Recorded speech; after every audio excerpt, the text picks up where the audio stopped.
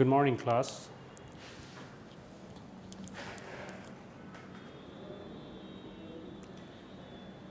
Today we will study the vector analysis part 3 and electrical potential part 3, which is a continuation of the previous lecture.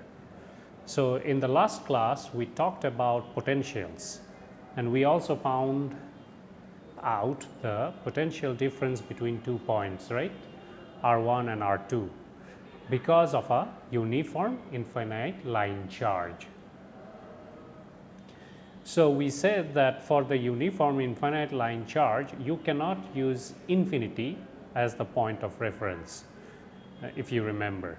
So, we have to use some other point in finite value of R as a point of reference for 0 volts and measure all the other voltages at other points with respect to voltage at that reference point, that is 0, which is not at infinity. Okay. So, as you can see in the slide, so you hopefully you remember this expression V of the potential difference between the 2 points R1 and R2. If you move some R2 to R1,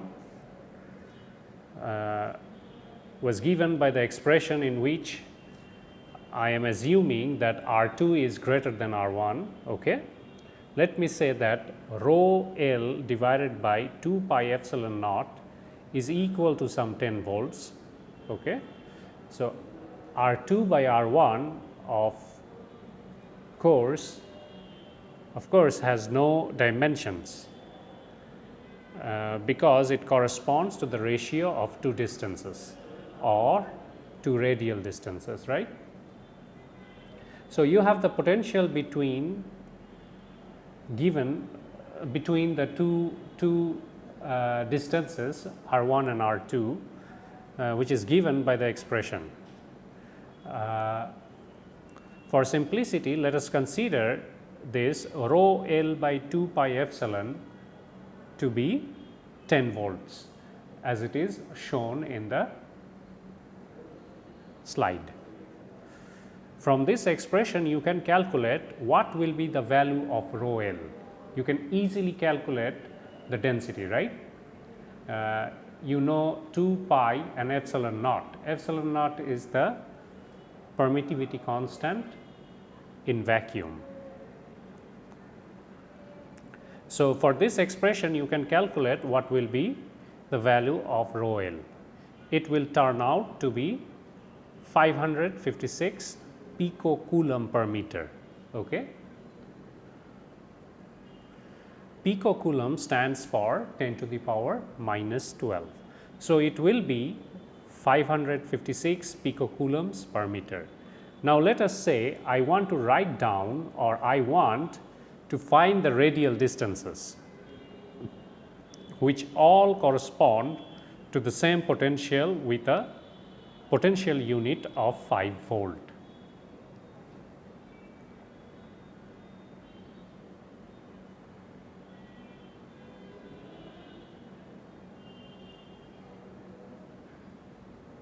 Okay. The difference between the two potential at R2 and potential at R1, the difference between them is 5 volt. So, if you put that in that equation, I want to find out the constant potential contour, which will differ by 5 volts. Okay. So, my question is, what should be the ratio of the radii R2 and R1 in order to obtain that 5 volt potential difference,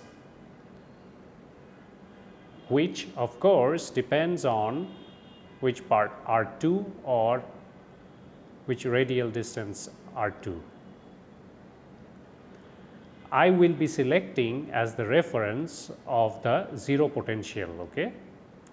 So, if I substitute this 10 into this expression and then say that with certain value of R2 I am going to consider that as 0 then the voltage at this particular point R1 is equal to 5 volt.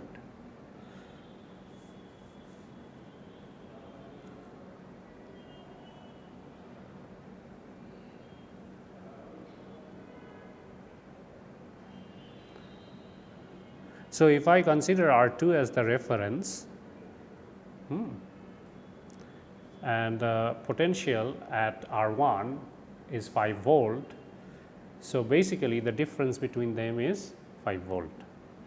So, at R2, whatever value of R2 that I choose, that will be the reference at that point.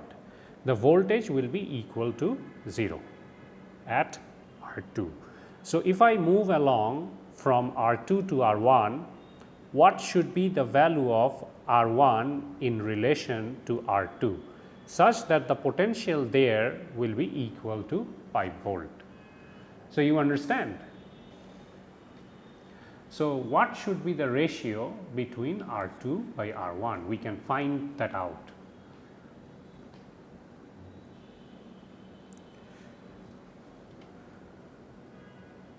And also you should remember that the potential rise will happen only when I move against the electric field. So, I have V of R1 is equal to 5 volt. I can substitute here this into 10 volt, the rho L divided by 2 pi epsilon. I can substitute that by 10 volt.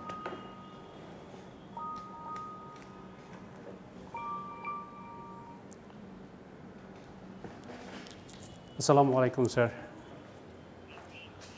Sir, AJ. So, I have V of R1 is equal to 5 volt. I can substitute here this into 10 volt. Okay? The rho L divided by 2 pi epsilon. I can replace that by 10 volt. And then there is a ln R2 by R1 or log R2 by R1. You can solve this expression and you will see that R1 will be equal to R2 divided by 1.65. Okay? So, the ratio of R1 and R2 should be such that R1 is equal to R2 by 1.65. So, because there is 1.65, let me arbitrarily choose R2 equal to 16.5 centimeter as the point of 0 volt. Okay? So, I have the infinite line charge over here, and along this radial distance or some 16.5 centimeter. Okay?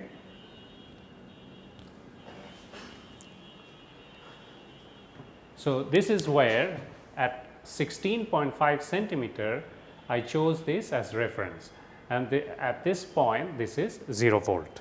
Okay?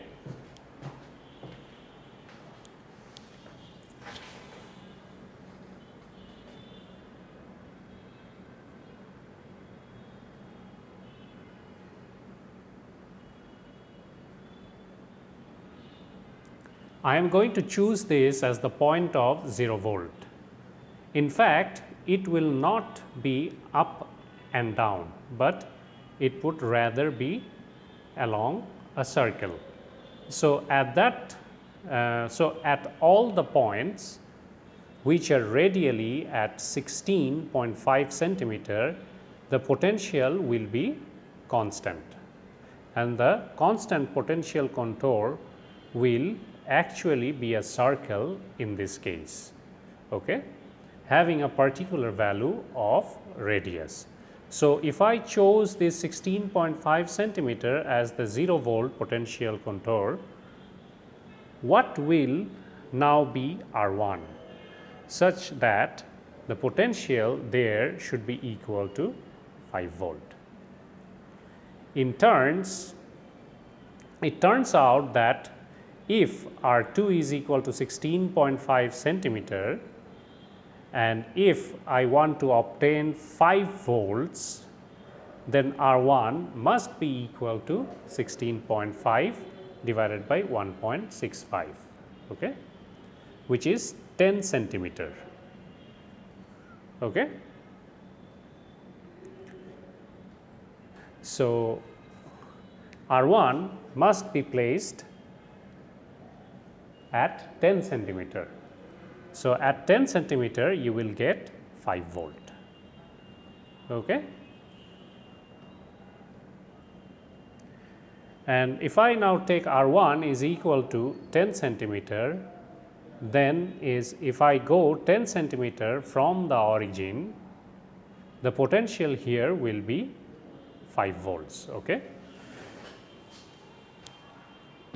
As you can see, this is the 0 distance and this is 16.5 radially. If you consider radially, it will be the radius of 16.5 should be like this, right, and it in every point the voltage should be 0 volt, and for R1 the distance we found is 10 centimeter. So, at this point the voltage will be 5 and radially all the points should contain 5 volts as well.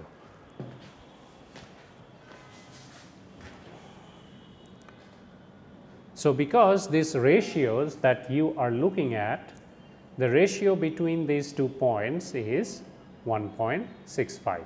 Similarly, the ratio between these 2 must also be 1.65.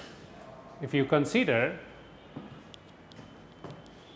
this distance, the ratio between these 2 distance should also be 1.6 if you have a voltage difference of 5 volt. This is how you can move.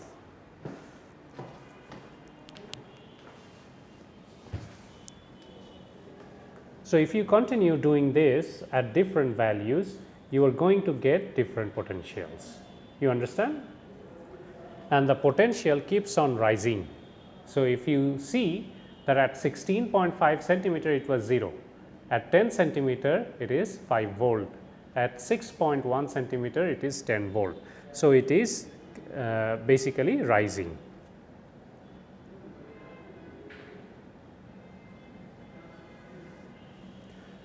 And the potential keeps on rising and the potential goes as the logarithmic value. Okay. For example, at 6.1 divided by 1.65, which is approximately 3.7 centimeter, and the potential here will be equal to 15 volts. The potential becomes 20 volts at 3.7 divided by 1.65. Okay. And at 1.65, which is around 2.22 centimeter. So, it keeps on rising with decreasing distance. I cannot show you the metal surface over here. I am showing something like this. So, this is the center where I have the central line. Okay. The infinite line charge, and I am going to consider a metallic surface around the 16.5. Okay.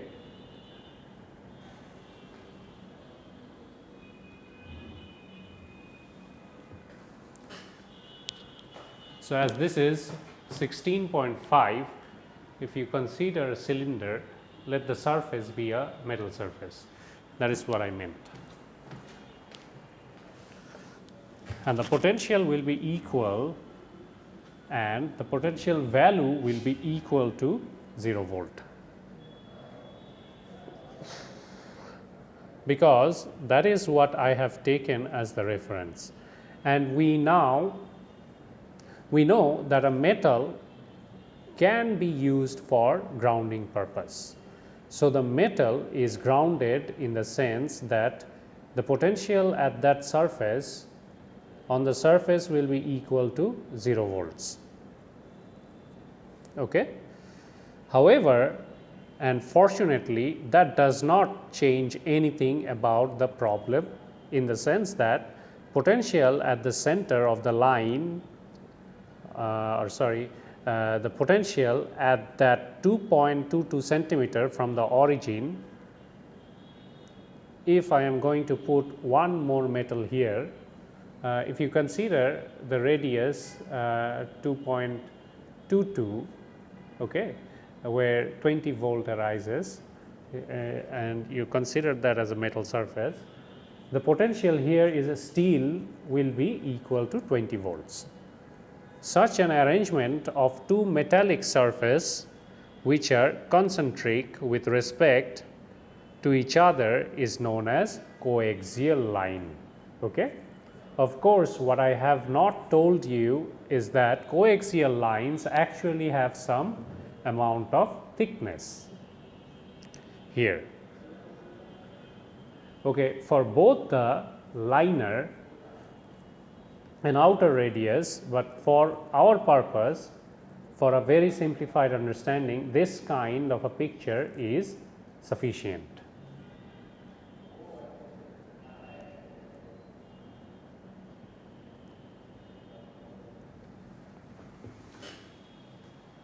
So you see this outer surface. If you observe that, let's say this is the line over here, and this is the x-axis, and you have 16.5 centimeter. If you draw it radially, it looks like this, and if you can draw a cylinder in that shape.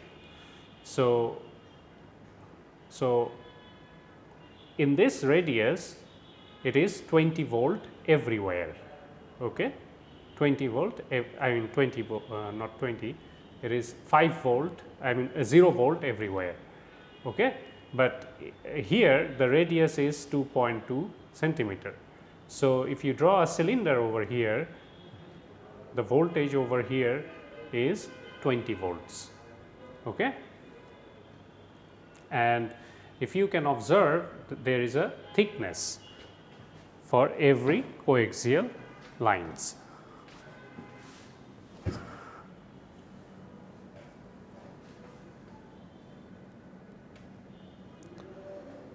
You take infinite line charge or an essentially a long line charge and then neglect all the fringing effects that is happening at the end. Okay? And for this line charge, you now take two metal surfaces around the two metal surface.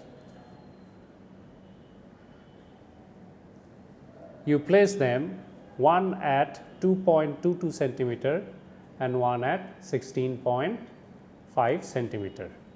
So you cover this with two metal surface whole and also inside.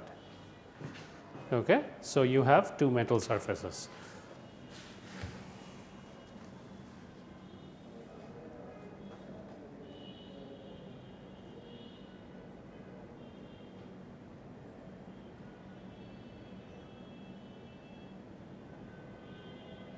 And assume that this 2.22 centimeter thickness that we have is so small that the charge distribution around this 2.22 centimeter cylinder can be approximated by the line charge density at the center of the cylinder. Okay?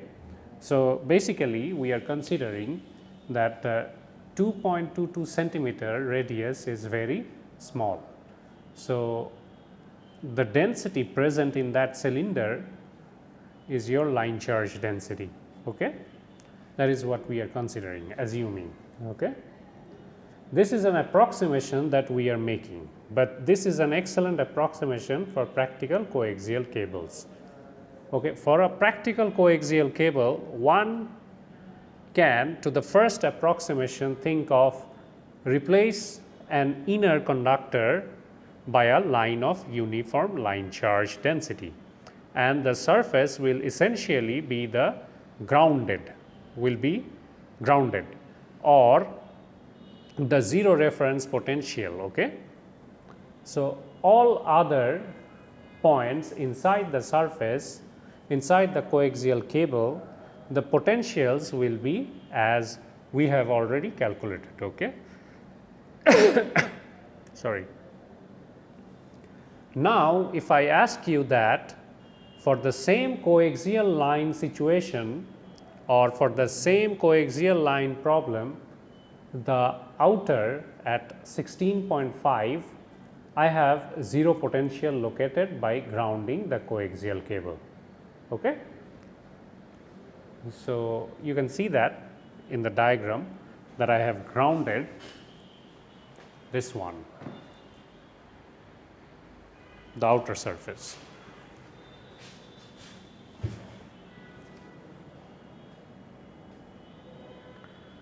But the center conductor potential is actually a 20,000 volt, which is about 1000 times higher than what I have shown in the problem.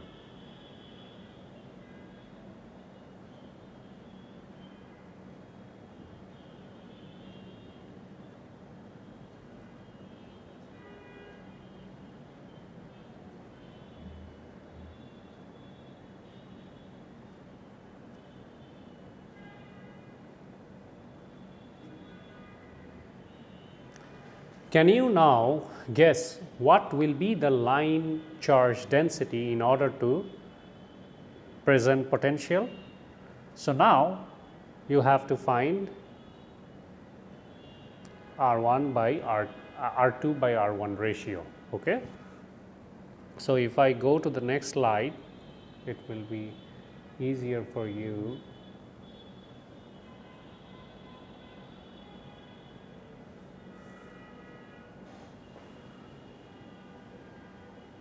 So, if the voltage is now 20,000 volts,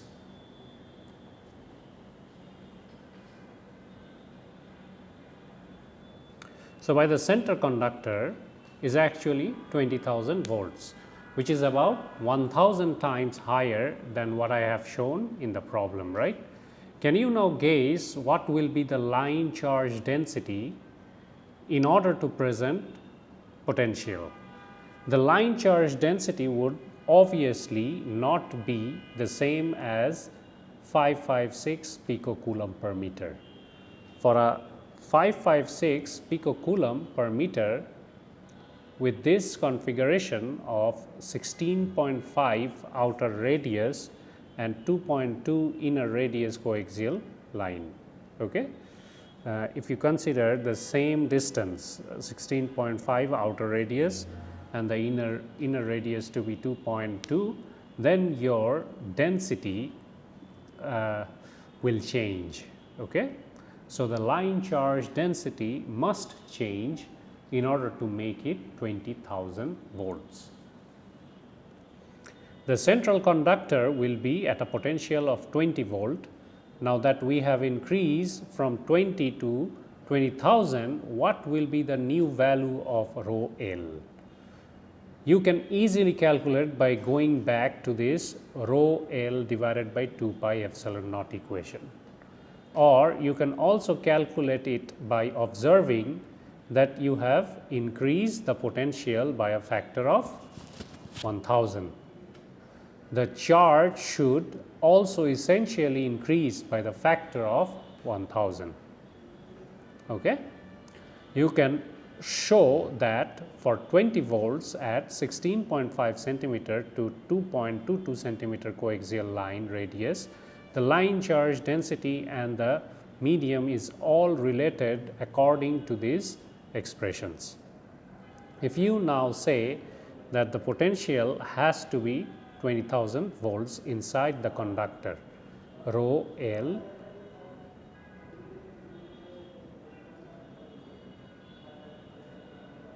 let us say rho L2 will be the new line charge density. That would be 2 pi epsilon naught. And then this particular thing has not changed, right?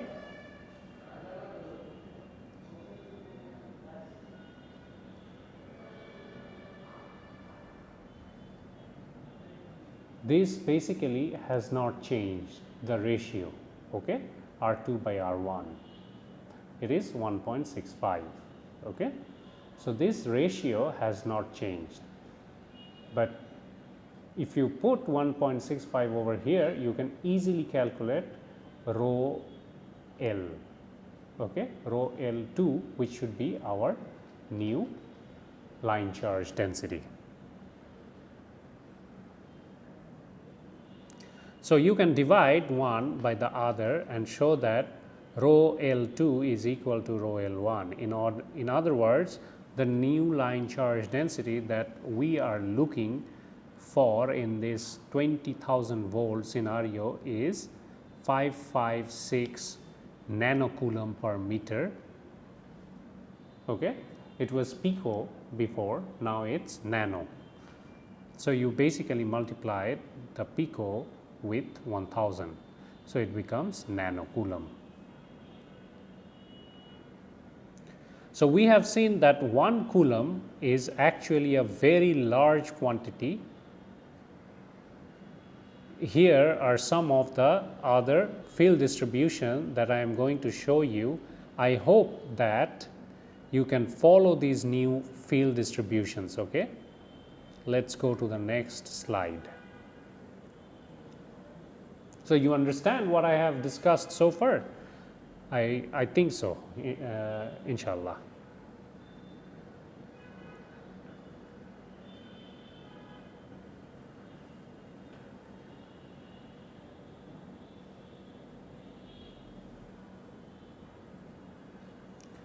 Suppose I have a positive charge here, okay, a point charge, and a negative charge that is situated here, okay. A positive charge and a negative charge. We have not really calculated the electric field because of this configuration, okay. So we will calculate the electric field shortly later, but for now you can kind of imagine that if I don't have the negative charge, then the electric field lines would have all be located radially away, right? They would radially be away. So these field lines, they are bending towards each other, but if there was no negative charge over here, it will just go radially, okay. However, the charges for the negative point charge would also be radial, but they would all be pointing inwards, right? Now that we have a positive and a negative charge, what happens is that the electric field lines will begin from the positive charge, okay. So it will begin from the positive charge and then end on the negative charge and away from the positive charge of the vertical direction, in this vertical direction, and those are close to negative, it will bend, it will start from positive charge and ends at negative charge.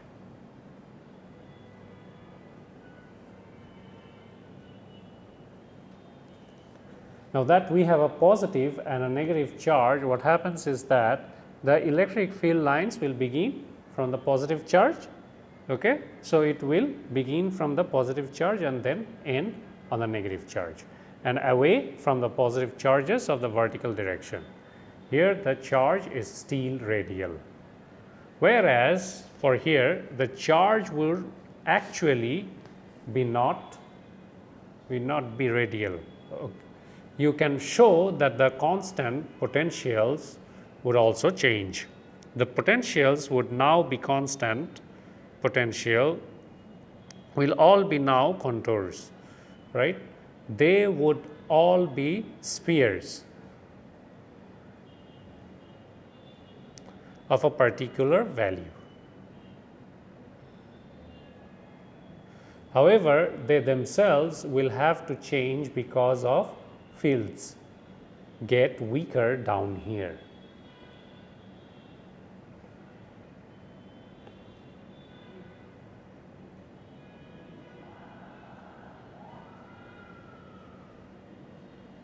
The spheres are not exactly nice. The centers are not situated at the charges themselves.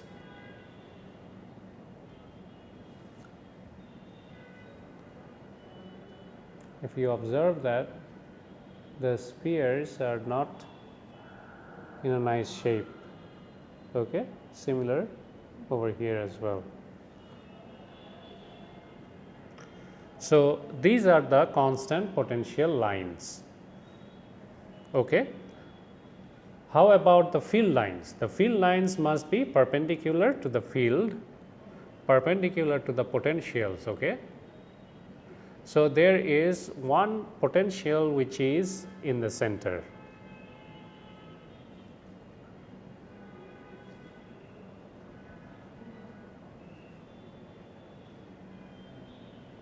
Like this.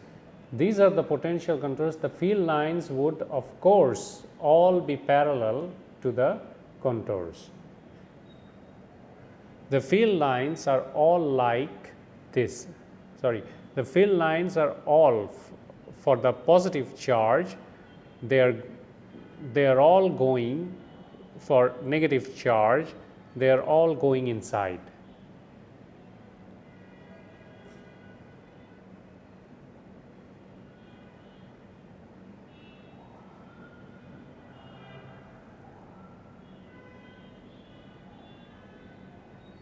So basically, from the positive charge, they are coming out of the positive charge and they are going inside the negative charge, the field lines. So outside, the field lines are all still radially directed away, and then they start to bend towards this one, the negative charges. We all actually derive the electric field, and I will give you math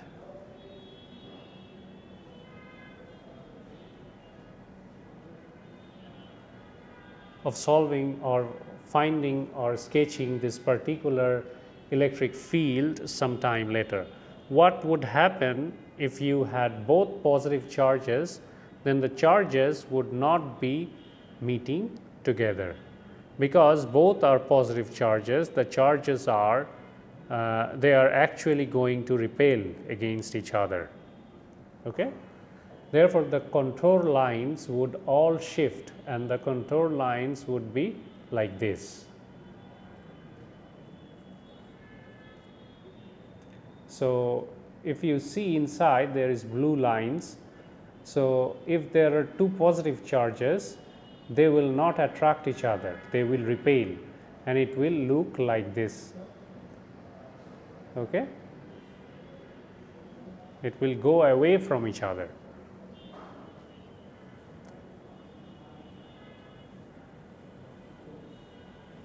Now there is one very interesting application of producing very high voltages called Van de Graaff generator. Okay? A Van de Graaff generator can produce high voltage charges by high voltage applications. Okay? How does the Van de Graaff generator look like? It actually is very simple concept. Conceptually, there is an insulating piece covering up a metal, and then there is a big shell. Okay? So you have an insulator covering up the metal, and then you have a big shape over here.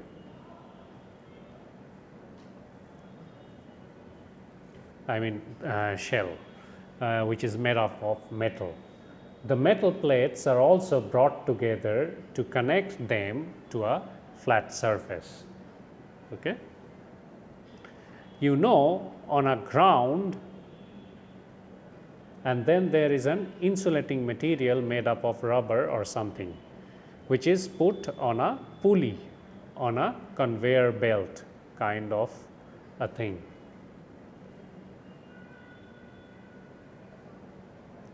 And then made to rotate around or made to go around this belt. Okay, they are connected here like the belt, and these are energized by applying a potential. Okay, so these are energized by applying a potential and a motor that you can think of will actually perform the operation of carrying the belt around the loop. Okay, and there is a burst here, brush here, sorry, which will transfer the electric charge that are generated at the base. They will transfer that to the metal shell. Okay.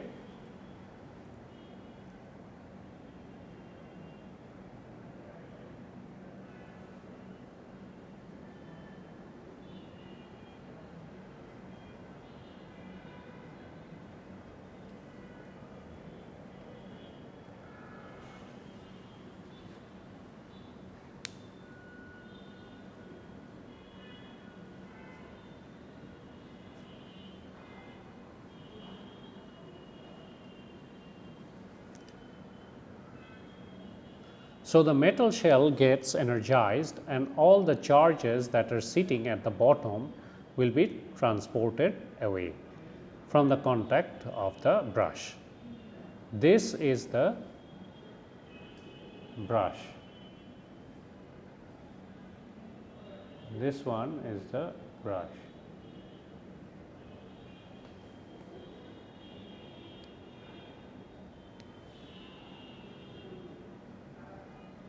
With the insulating material out here, we will transfer this. This is essentially what the old type of experiment that we used to do. We take a glass rod and then rub it over a dry cloth. Bring it very close to comb, which has been, you take a comb and then you comb your hair and then bring the two together. They would repel, they would attract.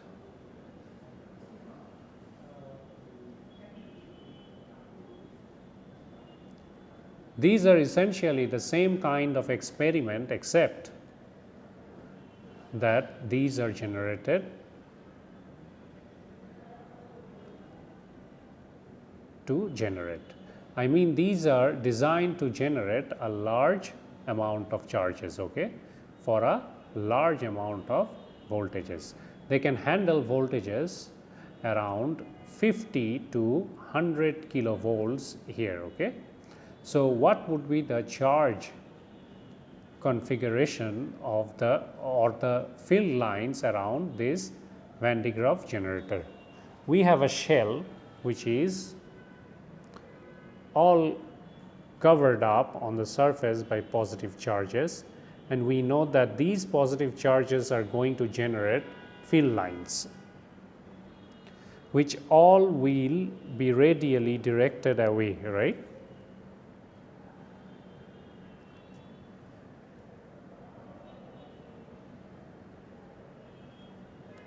If I go to the next slide,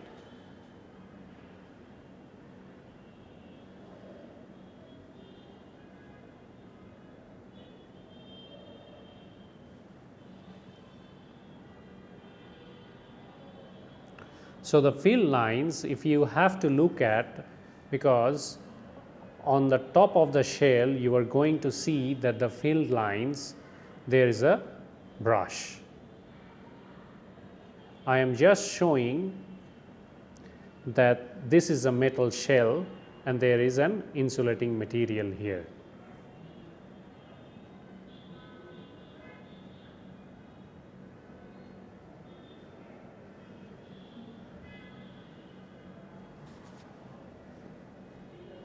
The charges are all located with the positive sign here.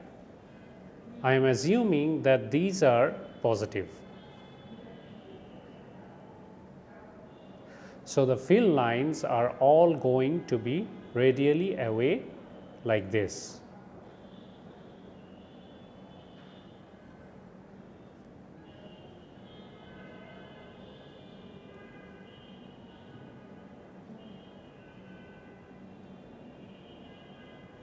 So basically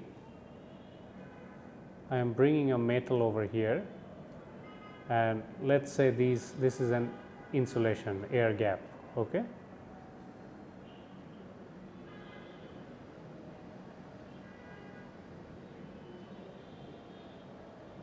So the field lines are going to be radially away like this. So the field lines are all radially away this way. Now if I bring a metal plate, I bring a flat metal plate up here,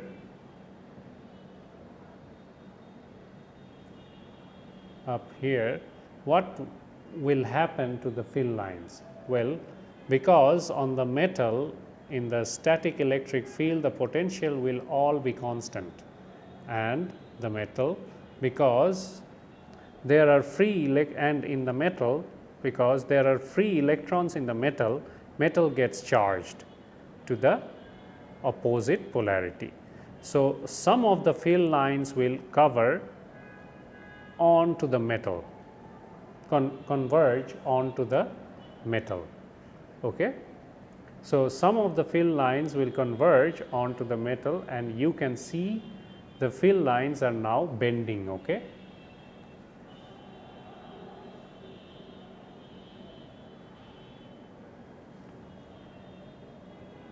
Suppose on the same metal shell, the Van de Graaff generator, I put a corner.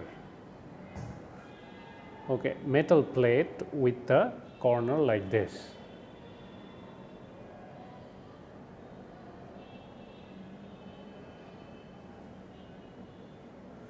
What would happen? Will the fields get attracted to the corner, or the fields will not get attracted to the corner? Remember, if this metal gets charged, right, that becomes an equipotential surface, then the field lines must always be perpendicular to the equipotential lines, right? So that is what we saw in the previous case.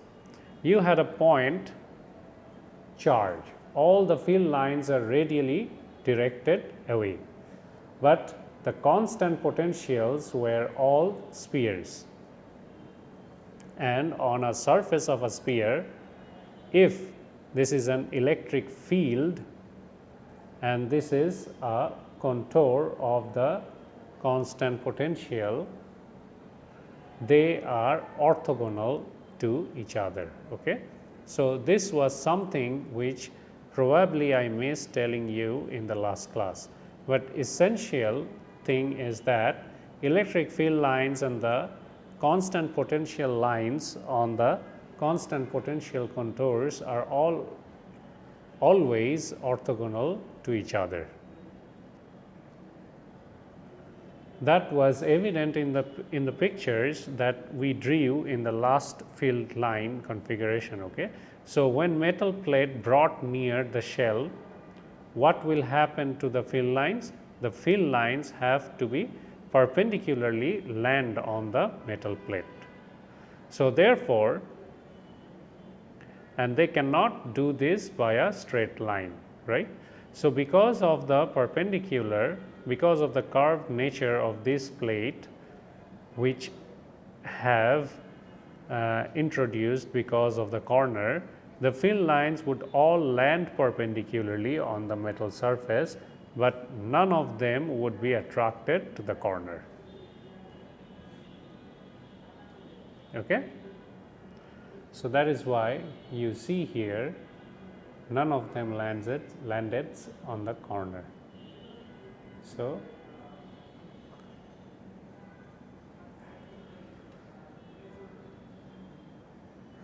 the field lines would all land perpendicularly on the metal surface, but none of them will get attracted to the corner. So the field line here is weak actually. Okay.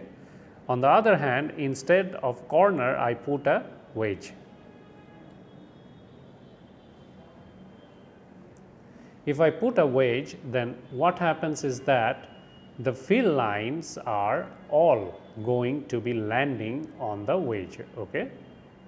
So the field lines get attracted to the wedge, however, the field lines avoid the corner. You understand? What happens if on this metal shell I place a metallic edge? Okay, I place a metallic edge, what happens to the field? Well, this is a very, very specific case of a wedge in which you take a wedge, okay, and then you bring them together. What happens is that at the base, the field lines would all converge, and the field at the edge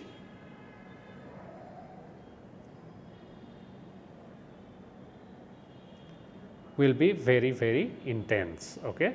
So the field at the edge will be very intense. The field here is intense. So there will be very intense field, compressed. Okay? So here the field lines will be very intense. The frequency will be more at the edge. So far we have talked about point charges. We also talked about line charges. I did not give you the expression for the potential at any given point.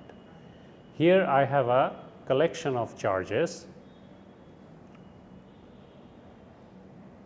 So let's talk about electric potential now.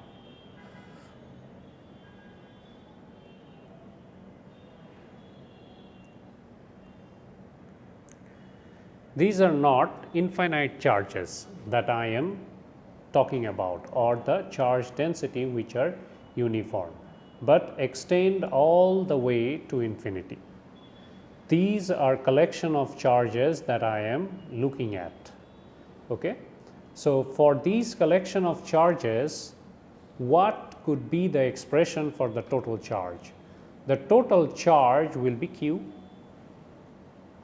I know is the total charge. If it is the line integral or a line charge, then the total charge will be rho L dl, right? It would be integral or the surface, line integral or surface integral. So if it is the surface line charge or a surface charge density, it would be an integral over the volume.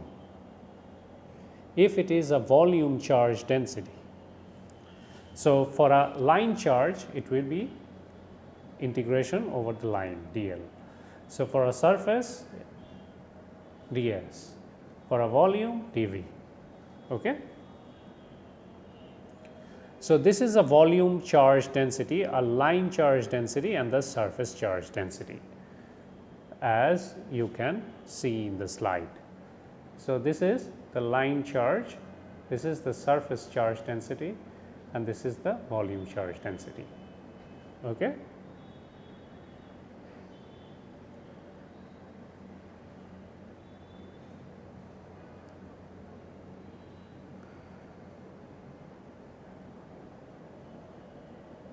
So the potential at any point in space V of r is simply obtained at the superposition of the potentials by considering them to be point charges, essentially saying that the summation becomes integral, and you replace the charge q which was there in the point charge potential calculation by the appropriate integral. Okay?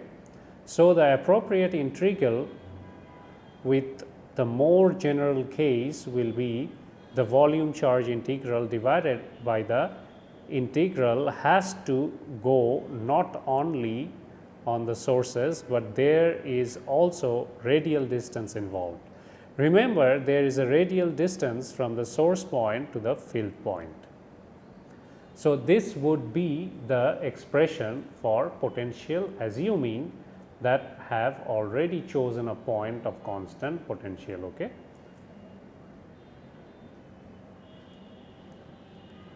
So del V is equal to minus integration of electric field into dl. And as it is going from against the field, there is a negative sign. Okay?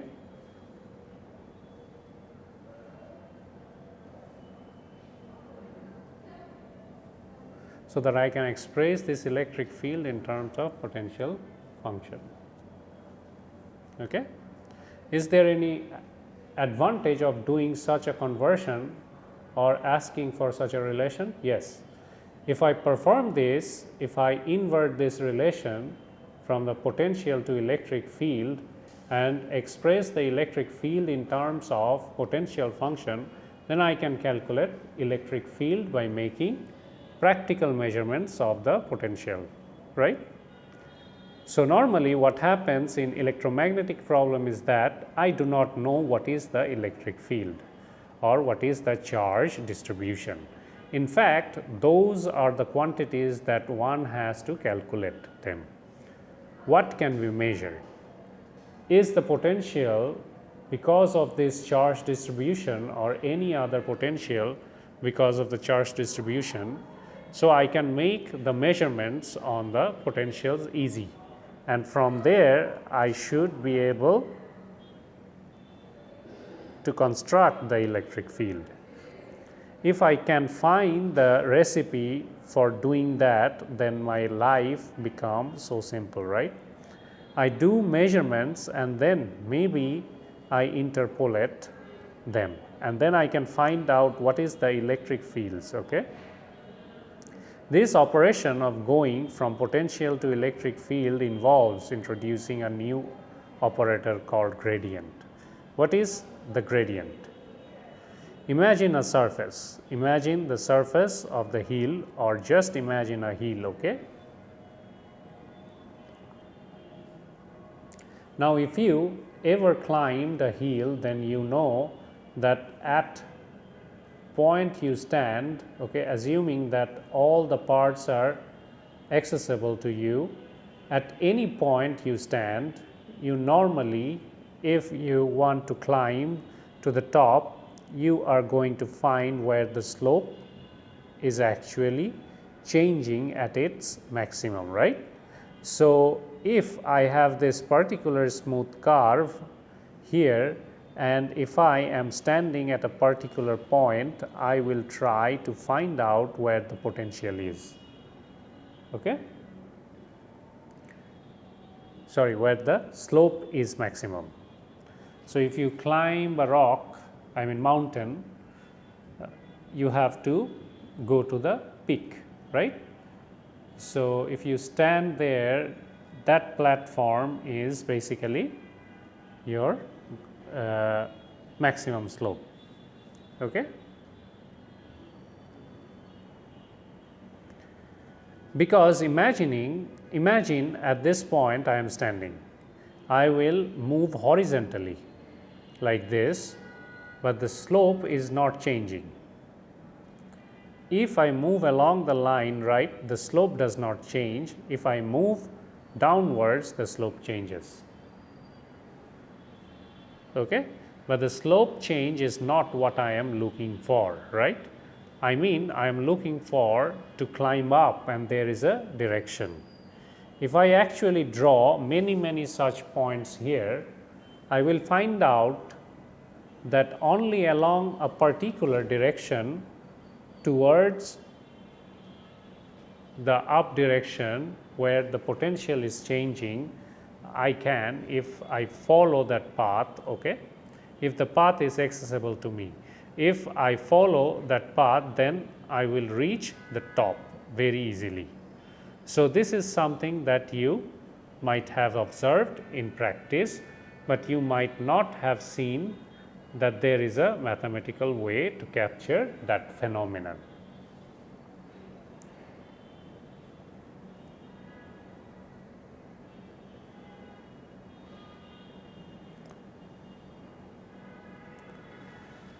And this mathematical way to capture that phenomenon is to give this value or to give this quantity of the derivative along the particular direction or sometimes called a directional derivative, and its name is gradient. Okay?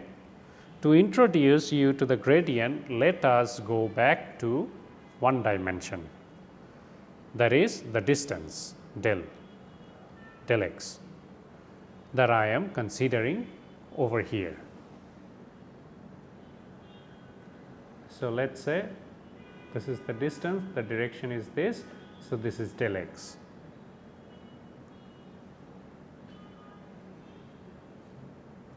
I move along this line as according to the direction shown over there. And let us say that the electric field is directed along the same direction.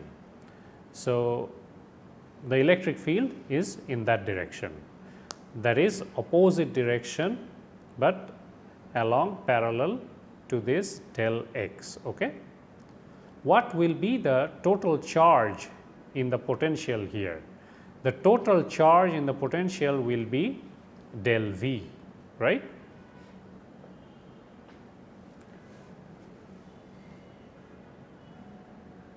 And if you look at this, the del V will be equal to the electric field times the distance moved, okay, del x. And there is a negative sign here because minus, if you are moving against the field, there should be negative. Okay? So, the electric field can be written as minus del V by del x.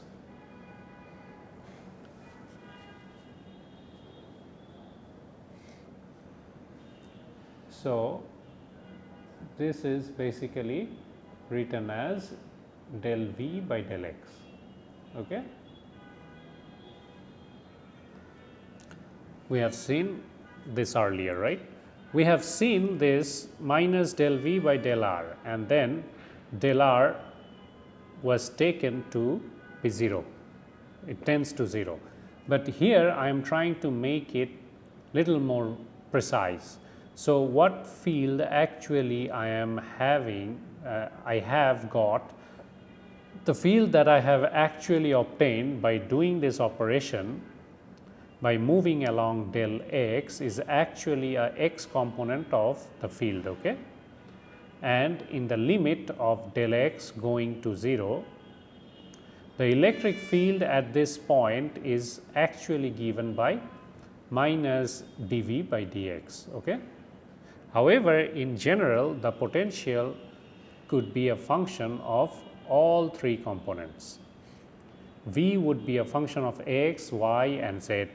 In that case, I have to replace del V by del x by corresponding minus del V corresponding partial derivative, okay, by the corresponding partial derivative minus del V by del x. So, I can actually build up other components of the electric field by following this idea. So, I have the total electric field given as partial derivative. So, this would be in x unit vector, there is a minus sign which is common to all of them. So, minus sign is common to all of them. If I consider the x direction, it should be del V by del x, plus if I consider the y direction, it should be del V by del y. If I consider z, del V by del z.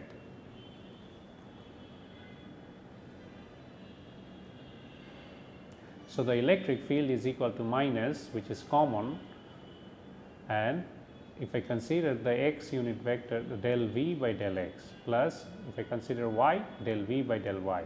So, x, y and z, you have to consider all of them. So, this particular expression in which I have managed to invert the integral relationship. So, this was the integral relationship that I had, which would give me the potential difference given the electric field. Okay? So, in this expression I know what is the potential difference or the potential function. From there I am extracting the electric field. The quantity that is sitting here in the right hand side of this one is more commonly expressed as minus gradient V, where gradient is an operator. Gradient is an operator which is defined as this term, this whole term. Okay? This is the gradient. Why am I saying that?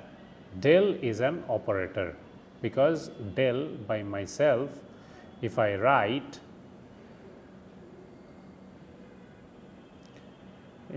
like this, have no meaning. This is like saying, hey, what is the meaning of d by dx, right? If I write down this d by dx, unless I attached this one with some function of x, there is no point just writing d by dx. Similarly, if I just give you del operator, there is no point that one, in fact, in the d by dx, yx, fx, example d by dx is called the linear differential operator. Okay? So, there should be a function. Similarly, you have directional dependent, that is the different partial derivative along x will give you the x component. Partial derivative along y will give you the y component, okay? And along z will give you the z component.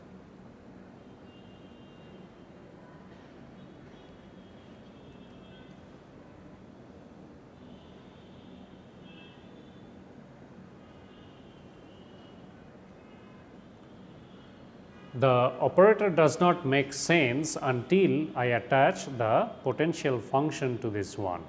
And why am I taking negative? Again, it has to do with potential rise.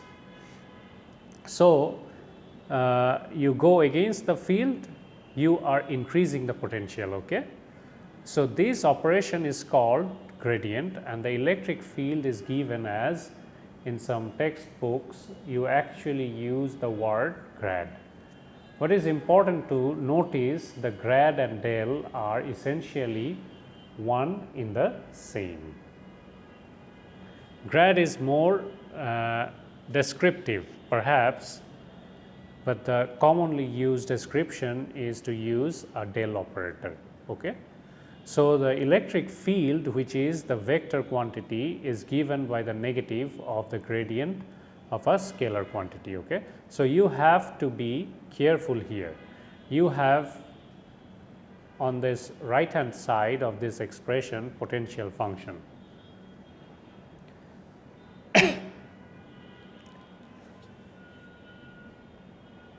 At the right hand side, you have the potential function. Okay?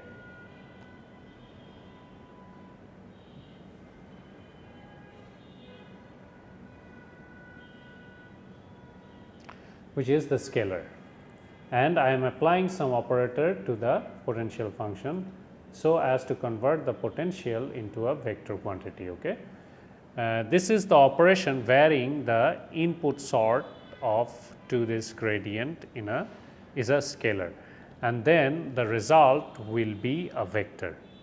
So, we will see how interesting our life has become now, because I have the potential V, correct, which is the scalar function, which is easily measurable. From there, I am actually be able to determine the vector quantity electric field. Okay? In fact, this kind of method can be used in practice to map out the electric field lines of a given configuration. Okay? So, this sometimes quite widely used. Okay? What does gradient of Vmax tell us? The gradient of potential at its maximum will give me the magnitude of the electric field at any given point. Okay? it will give the magnitude of any given point. In fact, this is a very general. For example, let us assume that there is some scalar function f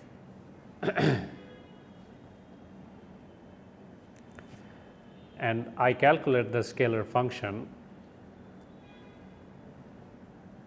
The gradient of this scalar function, what will be the result?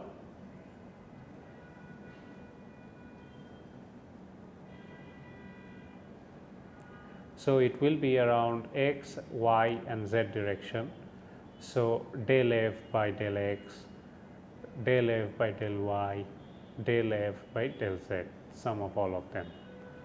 Okay.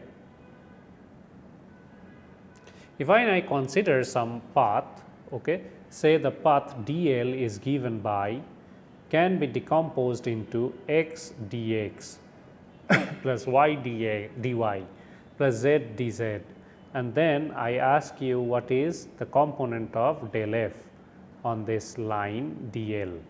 You can obtain that one by taking the dot product of the gradient with respect to the line segment.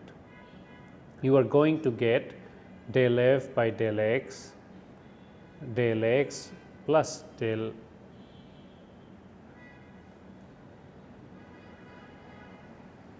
So, if you do the dot product of del f into dl, you will get this. So, you know del f is this, right, and you are multiplying dl, dl is this. So, this component will get multiplied with this.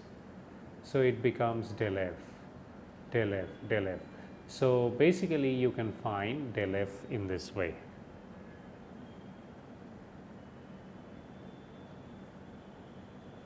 So, you can find the total f function from this. So, you can find out what would be the change in the function value. The maximum change will give you the maximum change in the function value, and this is what you are going to use if you want to climb a hill or go down the valley.